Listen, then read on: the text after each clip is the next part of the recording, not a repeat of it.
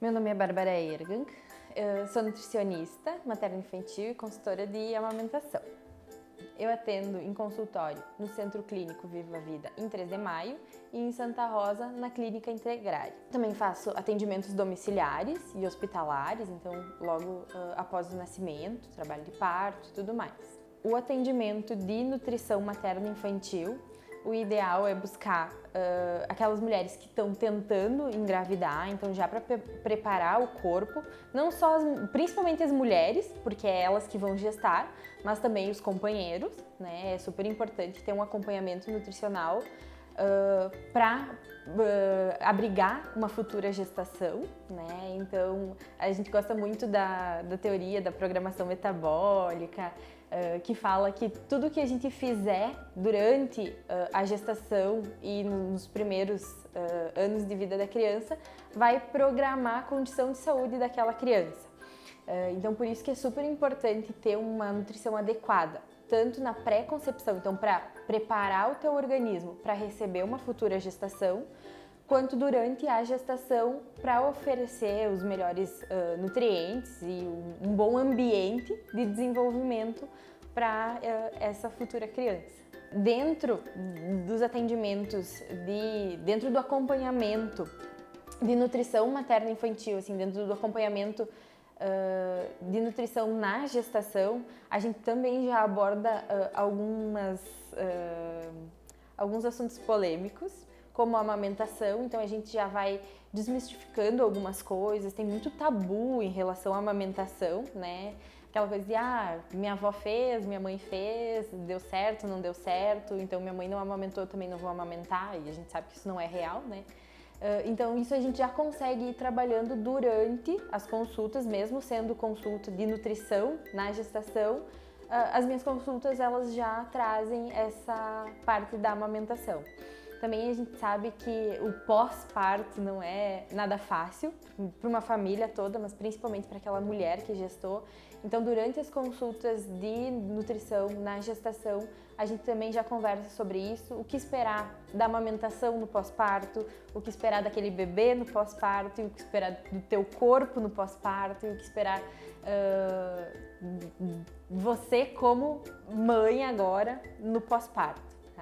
Tem muitas mudanças, a gente acha que é tranquilo, que é um bebê, que a gente está muito feliz, mas é muito mais complexo depois, né, de administrar todos os sentimentos do que a gente pode imaginar. Eu acho que só quem passou por isso sabe.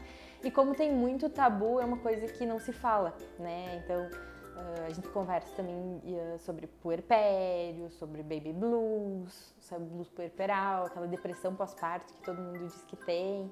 Então ninguém fala sobre isso. Mas nas consultas a gente também já aborda esses temas, assim. Mesmo não tendo acompanhamento durante a gestação, se por acaso tiver alguma intercorrência com a amamentação, ou às vezes quer fazer uma consultoria de amamentação na gestação, sem a parte da nutrição, a gente também faz, para saber como posicionar o bebê, o que tem que ficar atento, posicionamento, questão de sucção, de entender quando o bebê está saciado, quando o bebê está com fome, a melhor forma de ofertar. Tudo isso a gente conversa nas consultorias. Questão de pega, de posicionamento, produção de leite, né? Ajuda na descida do leite, tudo mais. E mais posterior, às vezes, por alguma outra questão. Manejo de mastite, engurgitamento das mamas, ducto obstruído, às vezes questão de língua do bebê, de fazer avaliação. Para um bebê ele se desenvolver adequadamente, e a gente fala de se desenvolver adequadamente, gestando, mas se alimentando bem ou não, é um bebê que sobrevive, é um bebê que nasce. A única questão é o potencial de saúde daquela criança. Sabe, hoje as mulheres, principalmente as mulheres, os homens também, mas enfim, principalmente as mulheres, elas têm aquela questão de estética, do corpo, e todo mundo acho que já se pergunta assim, nossa, acho que minha genética não é boa, porque eu faço isso, eu faço aquilo, eu não emagreço nunca, ou eu como tri bem, sou saudável, mas mesmo assim, meus exames estão todos alterados, né? Isso é em decorrência da nossa infância. Tem muito aquela coisa também das nossas avós, das nossas tias, falam assim, comeu e não morreu. Eu sempre brinco, a gente não está criando sobreviventes, né? A gente está criando indivíduos com potencial de saúde. Justamente por isso, né? Agora, até conversando com a Gi, conversando com a minha mãe, a gente disse, ai, nossa, quando era pequena, tomou chazinho com açúcar, comeu bolachinha. Eu disse, sim, claro que a gente fez isso, mas é por isso que hoje a gente tá aí com dificuldade de emagrecer, com os exames alterados. A gente sobreviveu, a gente só não teve potencial de saúde. Então, por isso que é super importante a nutrição adequada, né, durante a gestação, para a gente ofertar para aquele futuro indivíduo, né, aquela criança que está se desenvolvendo, saúde, né?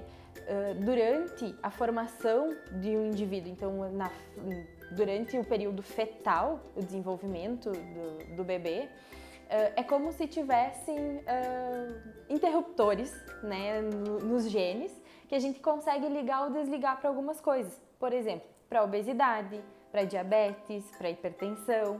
E conforme é o ambiente intrauterino, né, então conforme a alimentação daquela mulher, o estilo de vida, tanto sono, questão de tabaco, de fumo, de bebida alcoólica, quanto a nutrição, dependendo disso, o ambiente ele é mais favorável ou menos favorável para aquele bebê se desenvolver. E daí esses interruptores, eles são ligados ou desligados. Então, se o bebê ele está num ambiente onde tem glicose à vontade, onde ele está num ambiente com uma boa oferta de glicose, né? Aquela mãe que é diabética, que não tem controle da glicemia ou que consome muito açúcar, os interruptores vão ser ligados ou desligados e essa criança, quando for adulta, ela tem uma maior predisposição, maior chance de desenvolver diabetes, de desenvolver obesidade e assim com vários micronutrientes, né? Então vários nutrientes, vitaminas, para diversas doenças, assim. Pela demanda, assim, das mães, pela demanda da consultoria de amamentação, que consultoria de amamentação não tem hora, né? Quando precisar, quando o bebê não quer mamar ou quando o bebê nasceu e precisa de ajuda, então não tem dia e não tem hora, né? Não tem feriados, não tem nada. Então eu tava com aquela demanda, assim, de noite, mais dias da semana, e daí começou, claro, eu já tinha vontade de ter meu espaço, meu consultório, mas isso foi crescendo justamente por conta dessa demanda da amamentação. E durante toda a pós-graduação, eu acho que em todos os módulos eu ouvi a frase: para criar uma criança precisa-se de uma vila, né? Não é só os pais, mas precisa de uma vila toda para criar uma criança. E em todos os módulos aquilo foi falado e aquilo me chamou muita atenção. E eu fiquei pensando assim, a gente não tem esse suporte na região, né? Então eu quero criar a vila, né, para essas mães. Eu quero ser a vila dessas mães, né, para elas, para dar o suporte que elas precisam para criar os filhos delas. Então eu decidi ter o meu consultório, né? Eu já tinha parceria com obstetra, com a fisiopélvica. E daí foi que a gente quis reunir todo mundo junto e eu quis criar essa vila, justamente para dar esse suporte para essas mães. Então, quando me perguntam assim, quando procurar uma consultora de amamentação, é quando tu precisa, ou uma nutricionista materno-infantil, é quando tu precisa de suporte, é quando tu precisa de apoio. Com dificuldades ou sem dificuldades na amamentação, quando tem interesse em cuidar da alimentação, pré-concepção, então preparar o corpo para gestar, quando estiver gestando e quiser ofertar os melhores micronutrientes, criar o melhor ambiente para o desenvolvimento daquele bebê.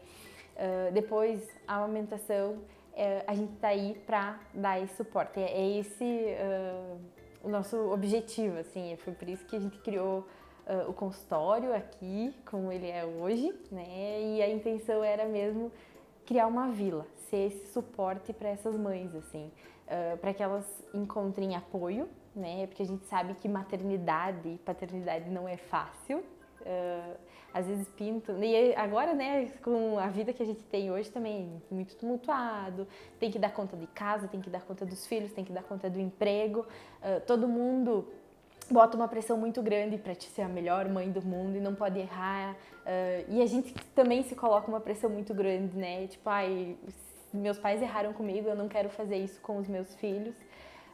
E daqui a pouco isso é muita pressão, então é muito importante ter uma rede de apoio, ter uma vila para criar essa criança e saber que a gente está aí tanto para ajudar nas questões de amamentação, com dificuldades, questão de nutrição, mas também para ser esse apoio, esse suporte,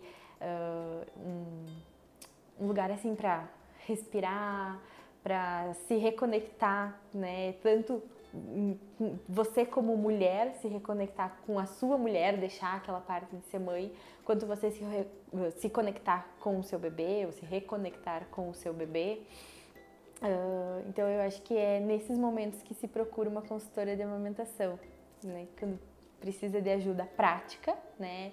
De botar o bebê no peito para mamar, de aumentar a produção de leite, diminuir a produção de leite, de alguma questão, né, manejo de fissura, de engurgitamento, de mastite, quando quer desmamar, mas também quando precisa de um apoio. Sabe? Ai, nossa, eu tô cansada, eu tô pensando em desmamar, mas eu não queria.